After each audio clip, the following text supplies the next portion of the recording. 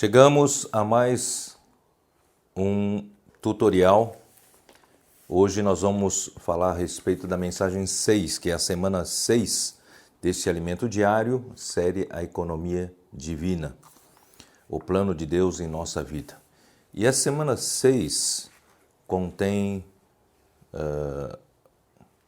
coisas muito ricas. Ela tem por título a mensagem 6, de administrador da igreja do Senhor a governador do reino vindouro. Deus está preparando você para reinar no mundo que há de vir. E o irmão Dong mencionou na conferência a respeito de José. José é o melhor exemplo de quem foi preparado por Deus para reinar no Egito. Para isso eu queria recomendar a vocês este livrete, Deus conhece os meus sofrimentos. Foi uma palavra que nós demos lá em Belo Horizonte para os jovens. E nós mostramos para os jovens que todos nós podemos, no passado, carregar algum tipo de conflitos emocionais, algum tipo de medo, de temores, algum tipo de trauma, né, por causa das coisas que nós sofremos no passado. Mas eu disse para os jovens que Cristo, ele passou por tudo que um homem poderia passar, ou pior ainda do que nós passamos. Portanto, ele compreende os nossos sofrimentos. Ele conhece os nossos sofrimentos. E, graças a Deus, que hoje nós não pregamos que não vamos ter mais sofrimentos. Nós ainda vamos passar por muitos sofrimentos. Assim como José, ele passou por muitos sofrimentos, ele foi vendido pelos seus irmãos. Aliás, alguns dos seus irmãos queriam matá-lo por inveja. Porque um dia ele teve um sonho.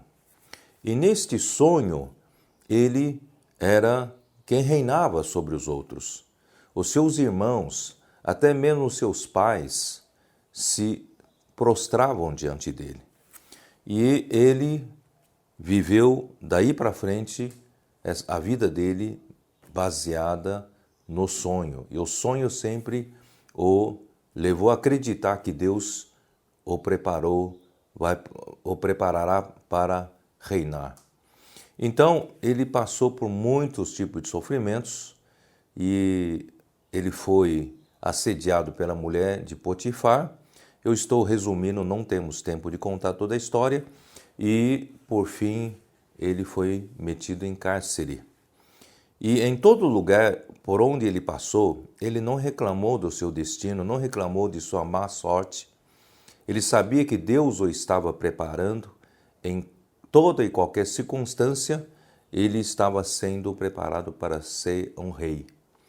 Portanto, você, se estiver passando por algum sofrimento, ou passou por algum sofrimento no passado que lhe causou algum trauma, saiba que, de um lado, Cristo pode te curar, não é?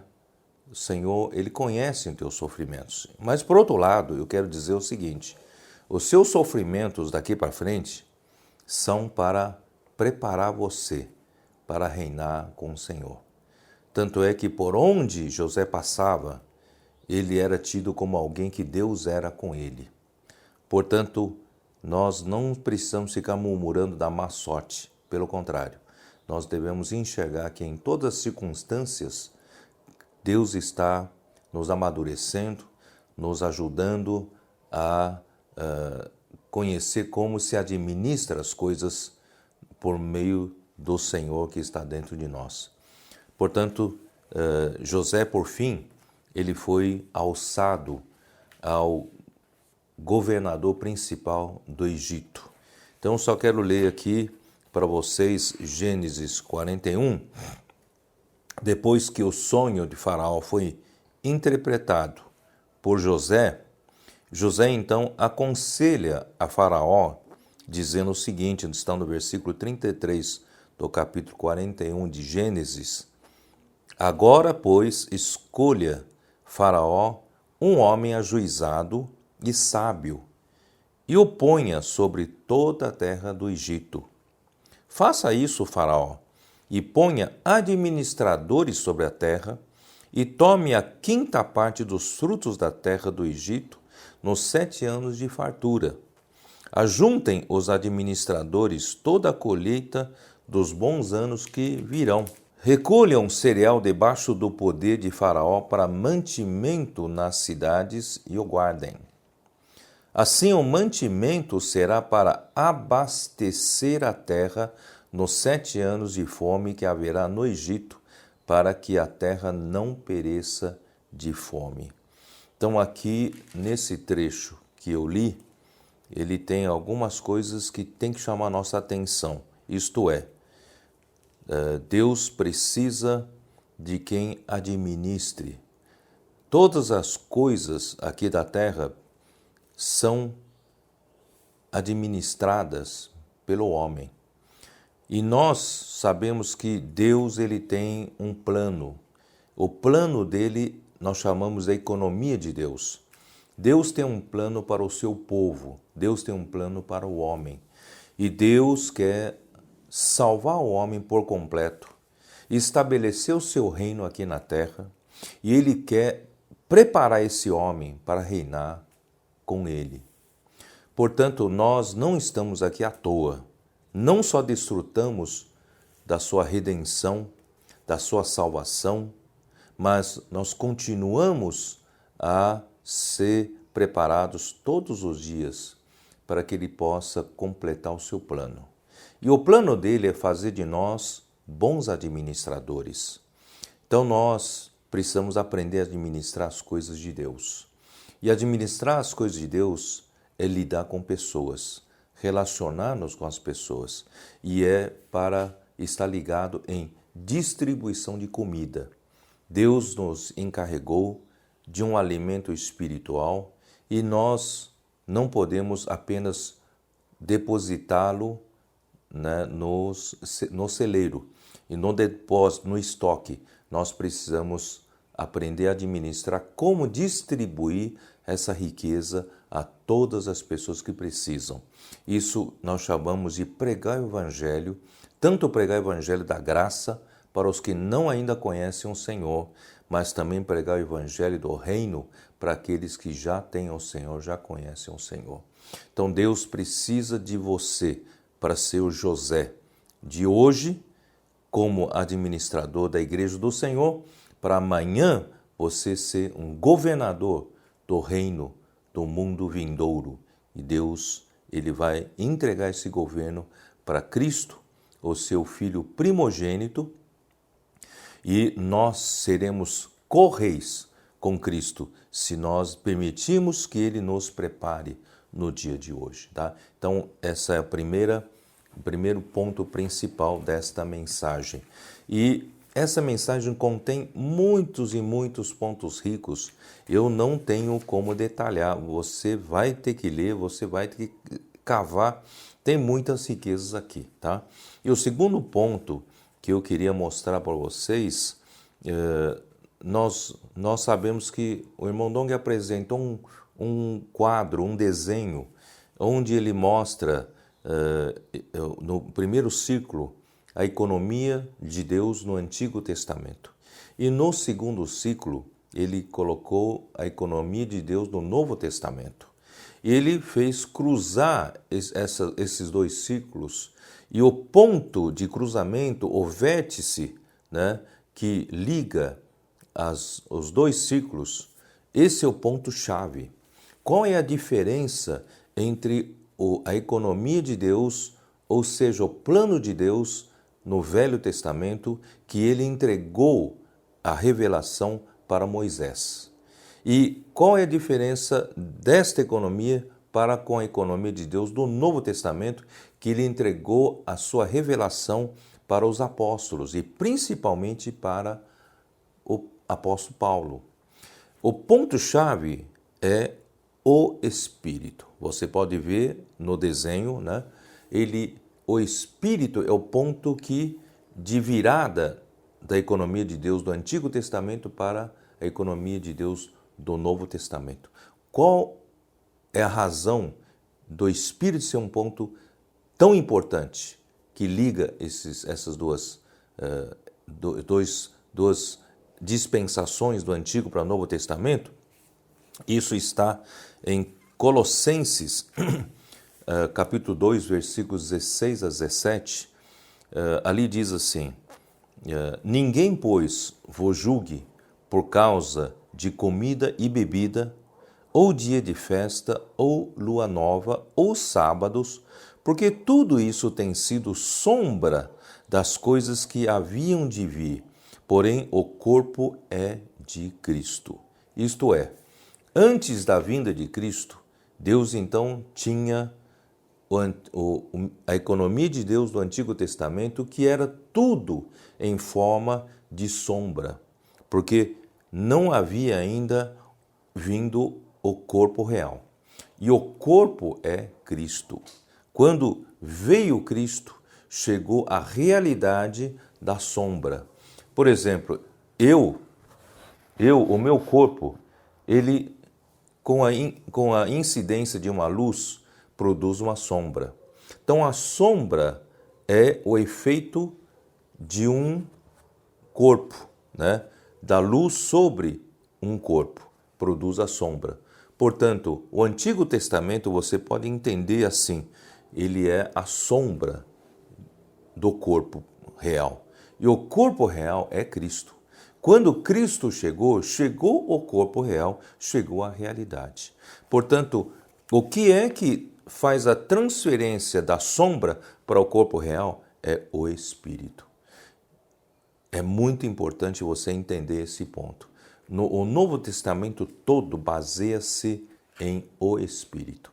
É por isso que Paulo, em Gálatas, capítulo 3, ele estava indignado que depois do evangelho que ele havia pregado com tantos detalhes aos Gálatas, e os Gálatas foram influenciados pelos judaizantes que desceram de Jerusalém para pregar a eles de que não basta apenas crer em Jesus e ser salvo.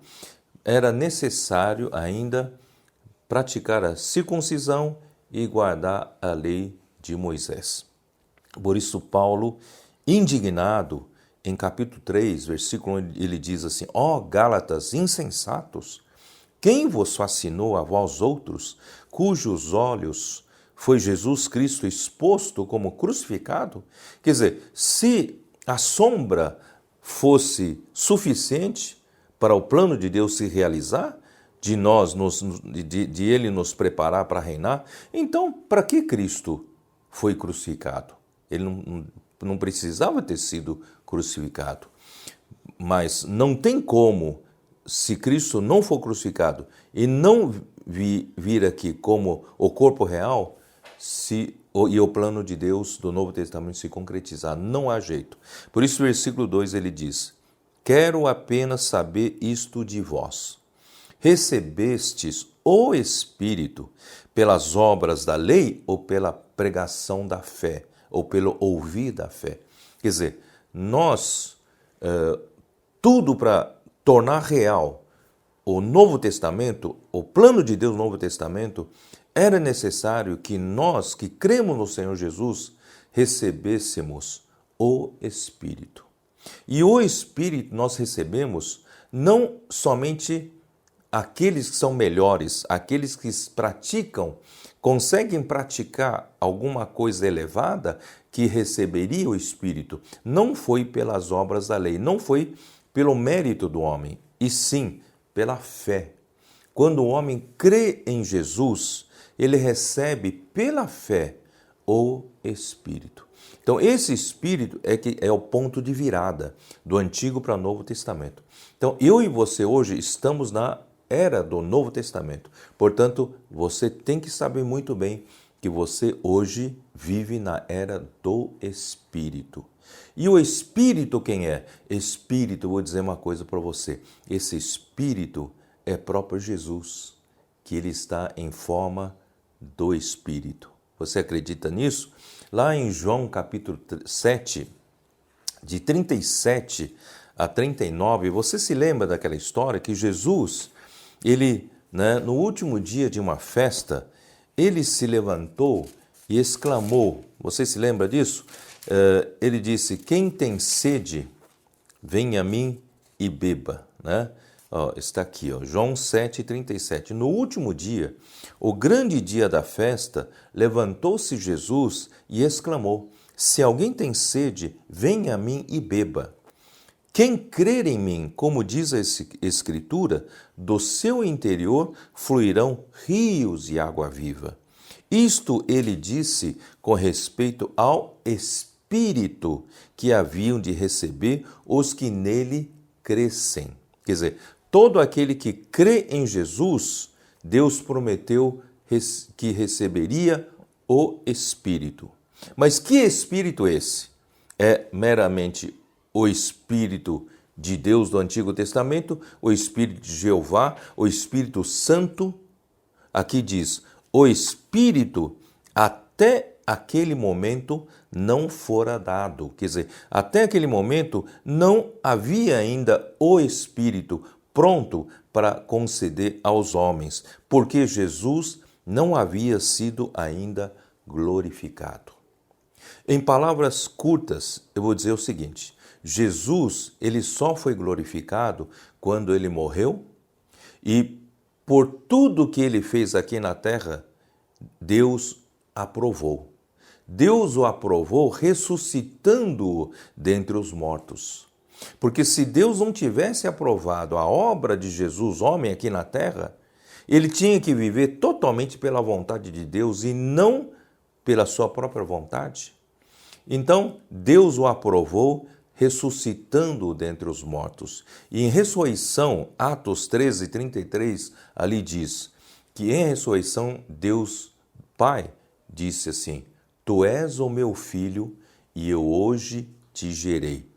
Hoje é o dia da ressurreição, Jesus foi gerado o homem Jesus foi gerado como filho de Deus e o filho primogênito de Deus.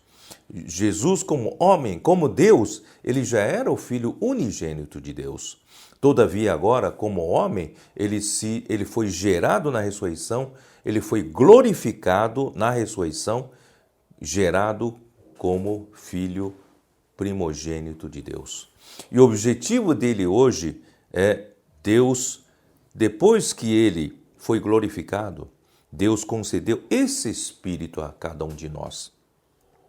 Esse Espírito hoje contém todos os elementos do Espírito de Deus, do Espírito de Jeová, do Espírito Santo e mais tudo que foi acrescentado a esse Espírito, toda a experiência humana de Jesus, a sua encarnação, o seu viver humano, a sua obediência ao Pai, ele viveu uma vida de renúncia própria, não viveu pela sua própria vontade, sua própria emoção, nunca tomou uma decisão que fosse sua. O Pai o guiou em todos os instantes. E ele morreu em obediência ao Pai e para cumprir a nossa redenção e poder nos dar a sua vida. E esse Espírito contém todos esses elementos de Jesus como homem. Ele então pode nos ajudar como homem. Você está entendendo que hoje esse Espírito maravilhoso está dentro de mim, está dentro de você. E esse Espírito é que está nos preparando para sermos governador do mundo vindouro. Portanto, eu e você precisamos atentar para viver pelo Espírito e aprender a viver guiados pelo Espírito. Nós não podemos falar uma palavra que nós não o consultemos. Ele deve ser o nosso mentor, nosso tutor, deve ser aquele que nos guia em todas as nossas palavras, todas as nossas ações. E assim nós vamos sendo preparados para reinar no mundo que há de vir. Então, esta semana é riquíssima. Você não pode, né, deixar de ler. E essa semana termina, sabe com o quê? Por causa de tudo isso, eu vou apresentar 3 palavras que você não deve esquecer nunca mais. A primeira palavra chama-se, a palavra entusiasmo. Entusiasmo, ele vem de uma raiz de enteos, isto é, em Deus. Então, entusiasmo vem pelo fato de estarmos em Deus. Quem está em Deus, ele vive entusiasmado. Por quê? Porque Deus o enche, Deus o anima, Deus o encoraja, é Deus quem está dentro dele fazendo a obra de Deus. Portanto, no nosso serviço a Deus, na nossa vida cristã, na nossa vida da igreja, nas nossas reuniões cristãs, nós não podemos permitir que vivamos de uma maneira fria. Nós não podemos permitir que nós vivamos de uma maneira entediante. As reuniões serem entediantes. A nossa vida morna, a vida cristã, né, sem brilho. Nós precisamos mudar isso. Nós precisamos, a hora que você começar a viver pelo Espírito, você vai aprender a ter comunhão com Deus. Todo o tempo você precisa estar ligado, conectado, assim como um celular que você usa está todo o tempo conectado na rede, conectado na internet, no Wi-Fi ou em 4G, você precisa estar em Deus, estar conectado com Deus. Então nós precisamos ter a nossa ligação com Deus vertical. Você sabe que este tecido que compõe, pelo qual é feito a minha camisa, ele possui duas direções de fios. Os fios verticais ou fios longitudinais referem-se à urdidura, são chamados de urdidura, que se refere à nossa ligação com Deus. E os fios transversais são chamados de tramas. E esses fios referem-se ao nosso relacionamento com os outros seres humanos, outros que creem no Senhor Jesus. É a nossa relação com a igreja. Portanto, nós precisamos dessas duas direções. Então, entrelaçado essas duas direções, os fios dessas duas direções entrelaçados, formam um tecido firme. Como é a sua vida cristã? Como está a sua vida da igreja? Ela é esse tecido firme ou não é? Ou rasga fácil? Ou você desanima fácil? Você hoje é assim, amanhã de outro jeito? Não tem estabilidade? Você é instável na sua vida cristã? É porque você não tem um tecido firme. Portanto, comece a cultivar essa vida de estar em Deus. Assim que levantar, invoque o nome maravilhoso de Jesus. Ó Senhor Jesus, respire fundo e diga: ó Senhor Jesus, eu preciso de Ti, Tu és a minha vida. E você assim tenha comunhão com esse Senhor maravilhoso, você desabafe tudo que você tiver dentro de você, fale com Ele. E seus problemas, né? Jogue para Ele os seus problemas, seus temores, suas preocupações, suas ansiedades, não é isso? E também, né, fale para Ele que você o ama, fale para Ele que você ama a sua palavra, fale para Ele também que você não está em condições, né, de seguir em frente, você está a ponto de desistir. Pode falar todas essas coisas para Ele, mas invoque esse nome maravilhoso que é o nome de Jesus, e você precisa da palavra, você precisa se alimentar da palavra. A palavra é o seu sustento. Assim você vai estar em Deus. Eu garanto a você, a partir dessa prática, você vai começar a viver entusiasmado. Tudo que você fizer tem entusiasmo. As reuniões da igreja deixarão de ser reuniões religiosas, mortas, sem graça, mas se todos viverem assim, nós vamos ter entusiasmo. E o seguinte passo será a excelência.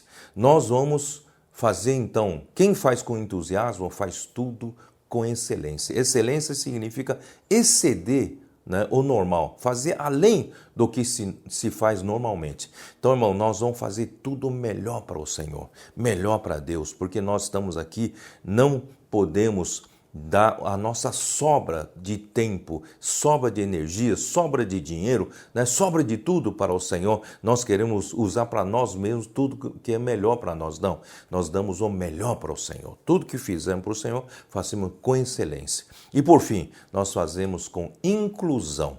São essas 3 palavras: entusiasmo, excelência e inclusão. Que inclusão? Nós vamos levar muitas outras pessoas também a serem preparadas para reinar no mundo que há de vir. A geração mais jovem do que nós precisam ser incluídas no serviço a Deus, precisam preparar todos. Nós não podemos deixar ninguém sem função no corpo de Cristo. Todos são membros preciosos, cada um precisa achar seu espaço no corpo de Cristo. Portanto, esta é a nossa responsabilidade. Dá para o Senhor um serviço com entusiasmo, com excelência, com inclusão, assim nós vamos conseguir abastecer a terra com o alimento celestial, que é pregar o Evangelho e pregar o Evangelho do Reino a toda a terra habitada. Assim virá o fim e nós vamos introduzir o mundo que há de vir, no qual reinaremos com Cristo. Você está entusiasmado? Eu estou muito entusiasmado. Jesus é o Senhor.